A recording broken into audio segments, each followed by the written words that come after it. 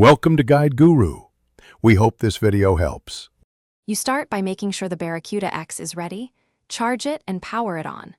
Plug the USB-C dongle into a rear PC port to reduce interference and give the best range. Once done, hold the power button to enter pairing mode. The LED will flash. Make sure Windows sound is not muted and that no other Bluetooth device is connected, because interference can block the dongle pairing. This rapid beginning avoids delays and gets your headset talking to the PC quickly. You now finalize the PC connection and optimize audio. Open Windows sound settings and choose Razer Barracuda X as both output and input. This routes game and mic audio correctly. Next, click Device Properties and set the sample rate to 48,000 Hz for stable voice and game sync.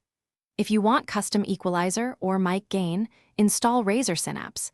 It lets you tweak presets and save profiles. Make sure to test with a voice app and a game to confirm. You finish by validating performance and knowing one key fix. Test the microphone using a simple recorder or a Discord input meter to confirm clarity and correct levels.